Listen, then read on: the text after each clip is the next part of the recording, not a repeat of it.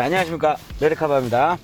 자, 오늘은 아우디 A8 4.2 디젤 모델이에요. 와, 이거 우리가 4.2 디젤 모델을 좀 몇 개 다룬 적이 있었죠, 그죠? 근데 이 차도 굉장한 문제가 많아요. 문제가 많은 게 아니라 골치 아픈 증상이 하나 있는 거죠. 그것도 맹 DPF 관련된 거예요. 일단은 지방에서 올라오셨는데 서비스 센터에서 일단은 조치를 했었는데도 문제가 발생이 되고, 지방 사설 쪽에서 DPF 클리닝하고 뭐 기타 여러 가지를 손보셨는데 개선이 안 됐어요. 지방에서 저희 쪽으로 올라오셨어요. 저도 점검을 다 해봤는데 아직 간 건 없어요. 점검을 했는데 특이사항이 별로 없어. 환장을 누르시죠, 그죠? 그래서 저희 디젤차 전문가가 하나 있어요. 도움을 요청하러 가고 있어요. 저도 사람인지라 한번 멘붕이 와버리면은, 꼬여버리면 점점 더 꼬여. 이게 모든 정비사들이 다 그럴 수도 있어요.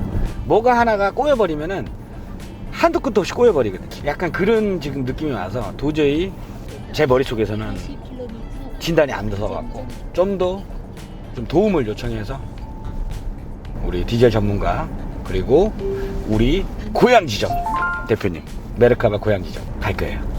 능력을 한번 보자고. 능력을 한번 보이겠습니다. 어디로 가야 돼? 얘기네. 다 왔어요. 자, 이제 보일 거야, 이제. 또 이럴 수도 있어, 사람들. 에이, 할 줄 알면서 일부러 고양지점 가는 것 같은. 아니요? 아니요, 진짜 아니에요. 자, 고양지점이 사실은 직원은 아니에요. 우리 일전에 정비여주도에서 한번 언급을 했던 분이긴 한데요. 저희가 좀 손님들하고 좀 디젤차 관련된 걸 좀 몇 대를 보냈는데, 사실 너무 기술력도 좋고 서비스도 좋고 굉장히 잘하셔요. 그리고 제가 가장 취약한 부분이 디젤차 인젝터나, 다른 것도 다 하긴 하는데 인젝터 클리닝이나 뭐 디젤 쪽을 전문적으로 아예 하진 않거든요, 사실은.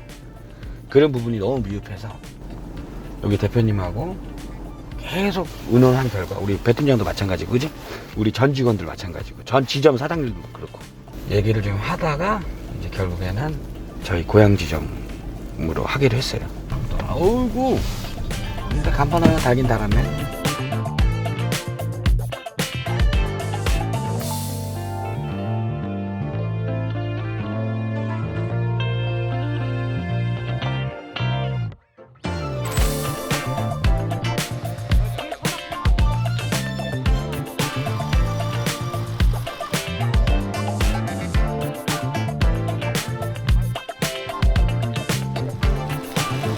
고양점 34 맞으세요? 네. 나보다 날씬한 것 같은데?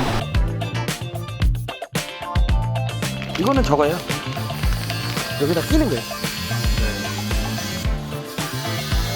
무릎 꿇고 작업하실 때 이런 걸 입어봤어요. 무릎 꿇고 이렇게.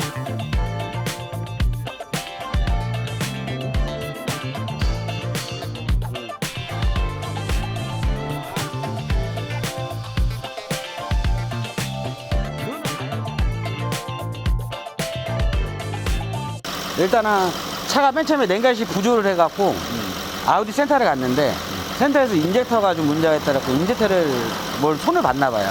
보고 나서 출고했는데 DPF 경고등하고 돼지꼬리 등이 들어오는 거예요, 체크등하고. 그리고 나서 다시 센터로 갔는데 DPF 쪽에 좀 문제가 있는 것 같다. 그래서 여기서는 안 되니 사설로 가서 뭐 클리닝을 하든 뭘 해라는 거예요. 근데 클리닝을 했대요, 차주분이. 사설 가갖고 뜯은 자국이 있어요, 보니까. 똑같이 경고등이 들어와서 지방에서 올려보낸 거죠. 일단은 저 경고등을 없애는 방법을 해서 지금 차압 센서를 다시 한번 확인을 해보고, 거기서 청소를 했다고 하더라도 애쉬리앙이나 뭐 이런 걸 했을 때 다시 정확하게 DPF를 청소를 한 후에 상태를 보고, 그러니까 제가 생각했을 때는 이제 원인은 못 잡은 것 같아요. 그게 이제 저 차압이 그쪽으로 해서 많이 들어가는 거는 EGR이 있을 수 있고, 그 다음에 이제 여기 인젝터에 문제가 있을 수 있으니, 일단은 다시 지금 DPF가 막혀 있는 상태니까 DPF를 다시 일단은 작업을 한 후에, 그 다음에 이제 주 원인이 이제 그걸 뚫어놓고 공기량 값이랑 그 다음에 인젝터 뭐 제어하는 거를 좀 장비에다 풀러놓고 그렇게 해서 원인을 잡아드리면 그러면 끝날 것 같아요. 오픈 언제인가요? 12월 초. 12월 초? 예. 근데 아직 정상 영업하시잖아요. 여기서 옆으로 가야 될 거야. 여기서 옆으로. 근데 옆에가 지금 시설이 더 깨끗하고 좋죠, 아무래도. 네. 아, 우리 볼디스트에서 또 의류도 우리 전 지점의 대표님들께 의뢰를 이제 협찬해 주셨어요. 저도 입어봤는데 너무 지금 편해요. 좋아요. 지금 여태까지 입어봤던 경험이 아닌 것 같습니다. 아, 그리고 제가 부족한 부분이 되게 많다고 했잖아요. 디젤차 관련된 거. 여기 한번 들어가 볼까요? 이렇게. 인젝터 클리닝부터 해갖고, 뭐 이런 게 좀 다 가능하죠. 디펙뿐만 아니라 인젝터 리빌드까지 다 가능해요. 수리가. 그죠? 네. 인사를 처음 드립니다. 제가 메르카바의 새로운 식구가 된 고양조입니다. 반갑습니다.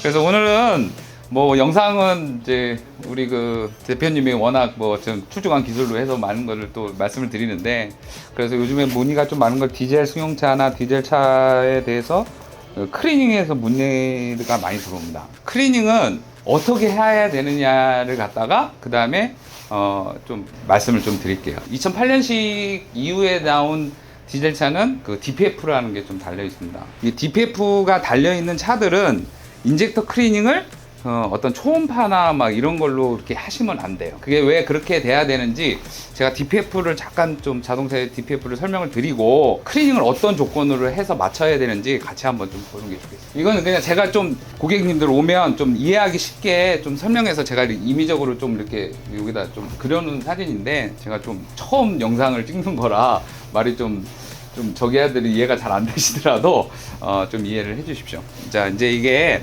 요게 이제 DPF고요. 우리가 이제 여기 보면은 이제 엔진의 기관입니다. 그려놓은 게 여기 이제 엔진의 피스톤이고, 그 다음에 여기 이제 인젝터고, 디젤 차들은 이제 연료가 분사가 돼서 이제 폭발을 하는 이제 뭐 흡입, 압축, 폭발, 배기 과정을 겪으면 연소가스가 나오죠. 디젤을 태우는 연소가스 중에는 뭐가 생기냐면 분진이 생기죠. 이제 끓림이 생기는데, 이게 우리가 이제 슈트라고 해요. 그럼 이 슈트들이 연소 후에 연소가스로 슈트들이 이렇게 나오죠. 근데 이 슈트들을 갖다가 연소 끓림들을 갖다가 바깥으로 토출을 시키면 환경에 문제가 되니까 중간에 이제 필터를 달아놓은 게 DPF입니다. 이렇게 가다가 여기 이제 필터에 이제 걸리죠. 이렇게 아까 말했던 슈트들이 이렇게 걸립니다. 슈트들이 걸리게 되면 이게 이제 막힐 거 아니에요. 그러니까 자동차는 어느 정도 이제 슈트량이 쌓이면 얘를 갖다가 연소 온도를 한 600도 정도까지 끌어올려요. 600도까지 끌어올려서 얘를 태웁니다. 이거를 갖다가 임의적으로 600도까지 올리려면 우리가 좀 RPM이, 고 RPM이 필요하잖아요. 그래서 우리가 뭐 악셀레다를 계속 밟고 있을 수도 없으니까 자동차는 어떻게 움직이냐면, 우리가 얘를 태우기 위해서 600도까지 끌어올리는 조건은 연소 후에 이제 배기 때 얘가 분사를 한 번 더 합니다. 그래서 분사를 하는 게 우리가 이제 후분사라고 하죠.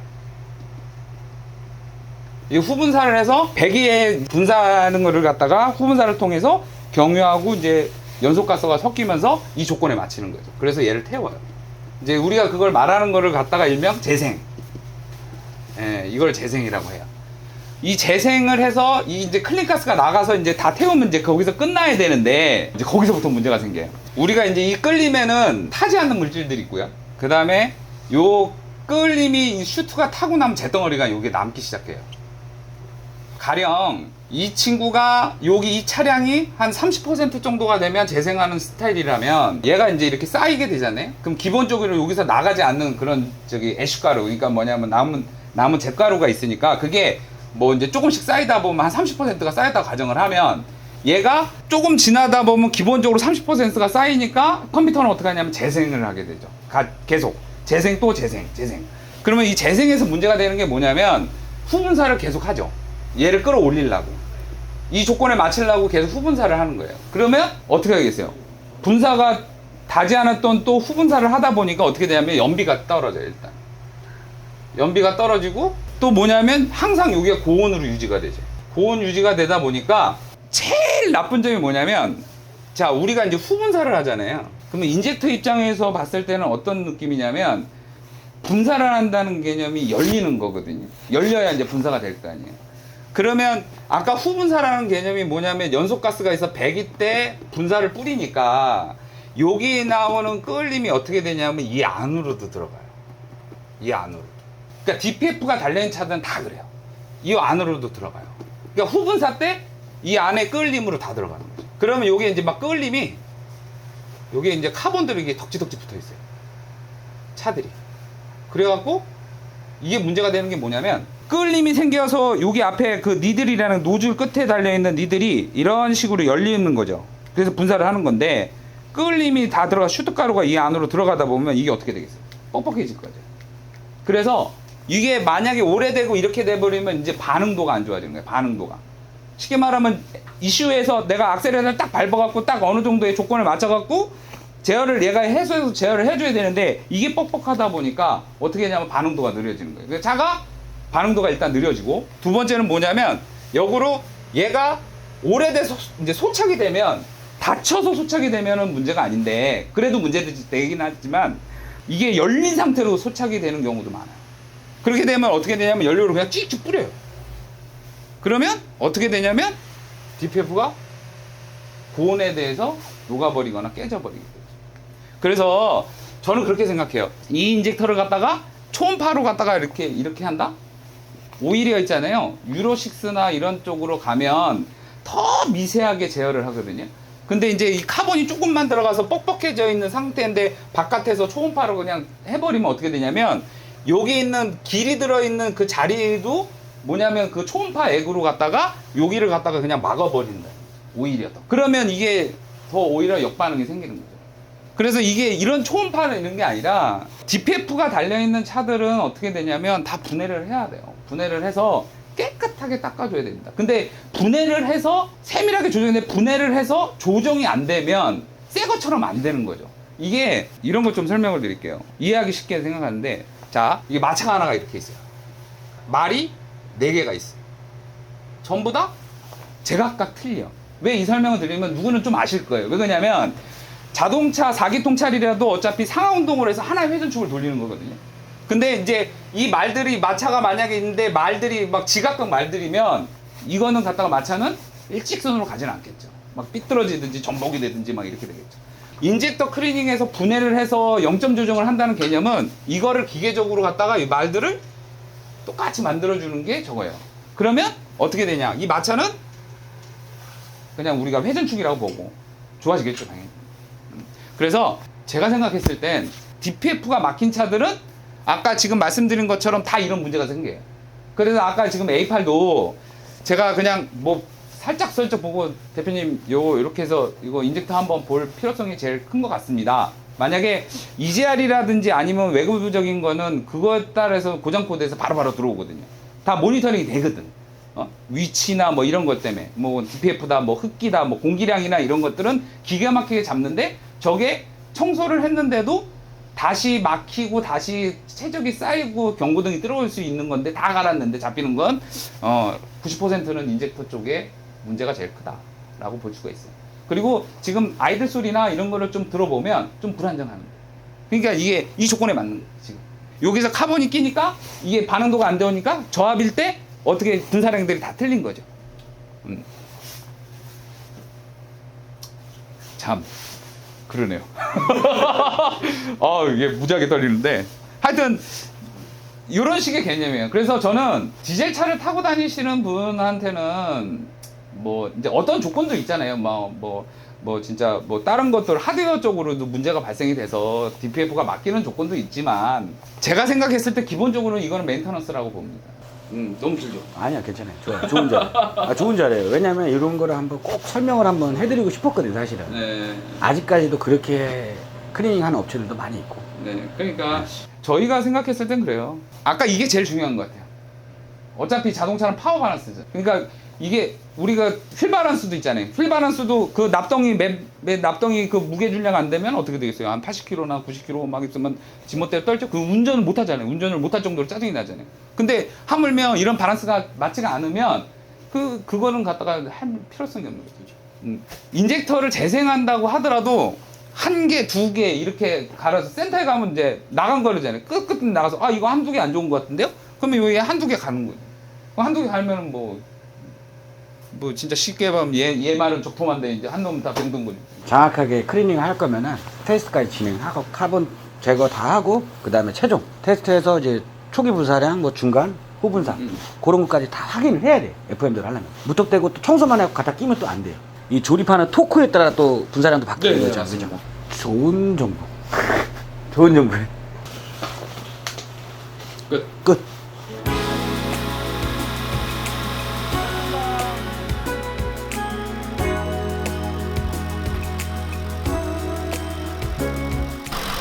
DPF에 좀 문제가 있는 것 같아요. 수리를 하셨는데 좌우 바꿔도 동일하거든요.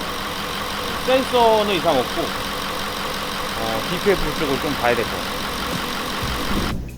현장직에서 편집자로 바뀌었어요. 일단 A8 모델이 이제 결과적으로 결론이 나왔어요.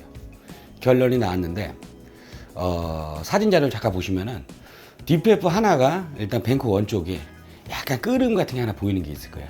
안에 내부를 뜯어봤는데 녹았어요.